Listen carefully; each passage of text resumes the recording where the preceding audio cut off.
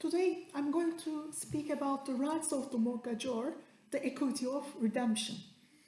The fact that a mortgage is both a contract between lender and borrower and that it is equivalent to the grant of a proprietary right means that both parties may have rights in contract and rights in property.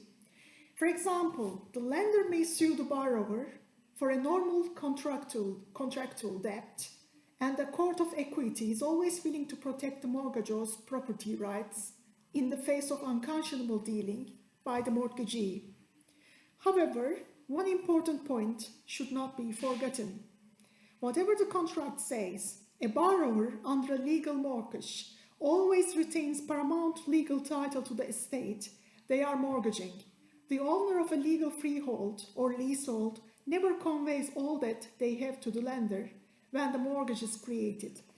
These are notes from Modern Land Law book of Knight and Dixon, 11th edition. And I'm also going to use the Land Law Cases and Materials book of Burns and Cartwright, Mosley and Burns. So the contractual right to redeem, as a matter of contract, the mortgage has a contractual right to redeem, pay off the mortgage on the date specified in the mortgage contract. This is the legal date for redemption. Where it is still employed, this is usually 6 months from the date of execution of the mortgage, although it may be any date specified by the parties, subject to the cloaks and fetters rules we will discuss now. Obviously, it is rare for a mortgagor to redeem on the legal date for redemption. After all, the parties expect the mortgage to endure for some time and for interest to be paid on the unpaid capital debt. In any event, due to the intervention of equity, the mortgagor has the right to redeem the mortgage at any time after the legal date for redemption has passed, simply by paying the principal debt, interest, and costs. This right to redeem beyond the date fixed by the contract is known as the equitable right to redeem. Nevertheless, the relevance of the passing of the contractual date for redemption, whether fixed or determined by reference to the payment of installments, is that its passing can trigger the availability of the mortgagee's remedies under the mortgage. As we shall see when considering the remedies of the mortgagee, the actual date on which the monies become owed under the contract is important for setting the limitation period within which the mortgagee can sue on this contract for recovery of the debt. The equitable right to redeem. At one time, if the mortgagor did not redeem on the legal date for redemption, the property was lost. A few days or even hours late entitled the mortgagee to keep the property even if its value was far greater than the loan secured on it. Obviously, here was great opportunity for abuse and unfairness. In consequence, the Court of Equity, acting under the maxim, once a mortgage, always a mortgage, would allow redemption of the mortgage after this date. That's Tonbrough versus Baker, a case from 1675. This became known as the equitable right to redeem. The equitable right to redeem is the epitome of the property lawyer's approach to a mortgage. What's a mortgage? The mortgage is a security for a loan, not an opportunity for the mortgagee to obtain the mortgagor's property or impose any other burden upon him. It meant in effect that payment of principal, interest, and costs, even after the contractual date for redemption, would free the land from the mortgage. The equity of redemption. Now, the equitable right to redeem the property at any time after the legal date for redemption has passed is certainly one of the most valuable rights that a mortgagor has. If it were otherwise, mortgage lending in England and Wales would be wholly different from that which now exists. In fact, however, the intervention of equity goes further than this because the equitable right to redeem is just part of the wider rights that a mortgagor enjoys under the mortgage. These wider rights are collectively known as the equity of redemption. The equity of redemption represents the sum total of the mortgagor's rights in the land that is subject to the mortgage. In a sense, it comprises the residual rights of ownership that the mortgagor has, both in virtue of their paramount legal estate in the land and in the protection that equity affords them. Indeed, the equity of redemption is itself valuable and is a proprietary right, which may be sold or transferred in the normal way. It represents the mortgagor's right to the property or its monetary equivalent when the mortgage is discharged, redeemed, or the property sold, and its existence is the reason why second and third lenders are willing to grant further loans. Fundamentally, a mortgage is not seen as an opportunity for the lender to acquire the mortgagor's property. It is secure for a debt. For this reason, a court of equity will intervene to protect the mortgagor and their equity of redemption against encroachment by the mortgagee and will ensure that the mortgage ends when the debt is repaid. This protection manifests itself in various ways. The rule against irredeemability. It's a general principle that a mortgage cannot be made irredeemable. That is, it is impossible for a mortgage to be so constructed that it is legally impossible to pay back the loan. It's a security for a loan, not a conveyance, and the right to redeem cannot be limited to certain people or certain periods of time, such as in Re Wells 1933. Thus, any provision whereby the mortgagor is said to forfeit his property on the expiry of the legal right to redeem is void. Again, thus any provision whereby the mortgagor is said to forfeit his property on the expiry of the legal right to redeem is void, and any undue postponement or limitation on the mortgagor's right to redeem thereafter will not be enforceable. Jones versus Morgan, 2001. However, this does not mean that the parties' hands are always tied, especially in cases of mortgages negotiated between commercial parties at arm's length. Consequently, a provision postponing the date of redemption may be valid where the mortgage is not otherwise harsh and unconscionable, so long as the right to redeem is not made illusory. In such cases, the mortgagor might be held to his bargain by being compelled to pay all of the interest that would accrue up to the lawfully postponed date of redemption if he wishes to redeem early.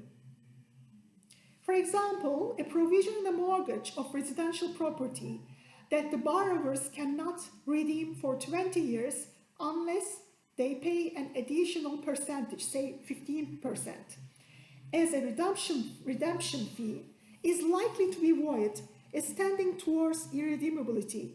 It might also be called and disallowed under the new regulatory regime found in the Mortgage Credit Directive Order 2015, which makes change to the regulatory regime for mortgages on land with effect from March 2016.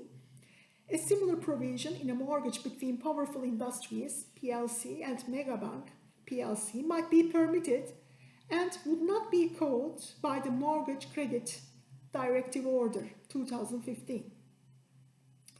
The mortgagee and attempts to purchase the mortgaged property.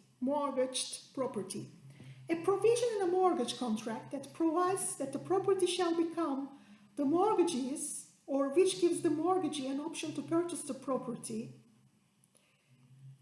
is void. It's not necessary to show, in addition, that either the mortgage itself or the offending term is unconscionable. Samuel versus Gerard Timber, 1904. Such a term is repugnant to the very nature of a mortgage and is offensive to both the legal and equitable right to redeem, and is void both at law and in equity. Jones versus Morgan, 2001. The rationale is thus part contractual, it offends against the essence of a mortgage, and part equitable, that the vulnerable mortgagor should not be forced into a conveyance when he requires only a loan. Importantly, however, it is clear that it is necessary to determine first that the transaction really is a mortgage, and second, that the offending term is part of that mortgage transaction. In Warnbro Limited versus Garmite Limited, 2003, the court made it clear that the true nature of the agreement between the parties must be determined by reference to its substance rather than the label given to it. Thus, in that case, when it appeared at first to be a mortgage with a provision permitting the mortgagee to purchase the property, which would have been void, was in fact a complex sale and repurchase transaction that did not attract the intervention of the court.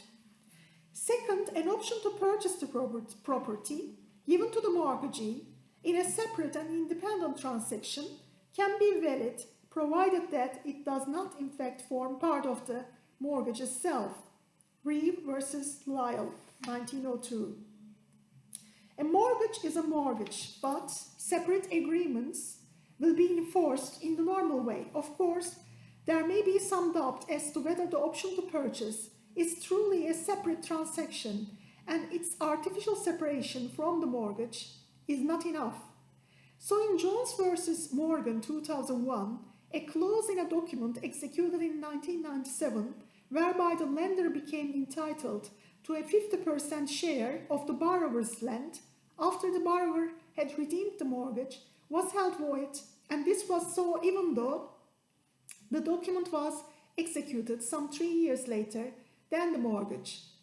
The 1997 document was treated as a variation of the original mortgage and as part of it, and so the clause was unenforceable as being repugnant to the very nature of a mortgage. Finally, for the sake of clarity, it should be noted that the rule prohibiting the mortgage from having a right to purchase the land as a term of the mortgage does not prevent the mortgagee exercising its normal rights over the land in the event of the mortgager's default on the loan. For example, its power of sale. Purchase by the mortgagee is repugnant to the very nature of the mortgage. Sale by the mortgagee in the event of default is the enforcement of the security that they have been given. Unfettered redemption, collateral advantages. As a matter of principle, the borrower should be able to redeem the mortgage and have the lender's rights extinguished simply on the payment of the principal debt, interest, and costs. There should be no other conditions attached to the right of redemption because a mortgage is merely the security for a loan that ends when its reason the money has been repaid. Consequently, courts can strike down collateral advantages made in favor of a lender as where the mortgage contract stipulates that the borrower should fulfill some other obligation as a condition of the redemption or continuation of the mortgage. An example is where, in addition to repayment of the loan, the borrower promises to buy all of his supplies from the lender or to give the lender some other preferential treatment.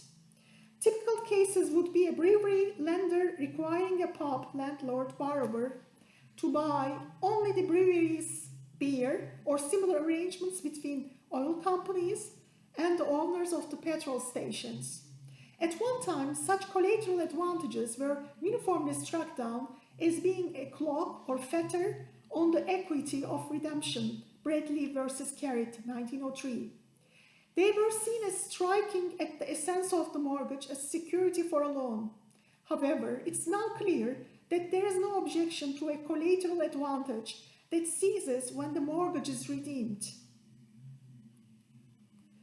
This is a matter of contract between the parties, and provided that the terms of the collateral advantage are not unconscionable or do not in fact restrict the right to redeem, they will be valid.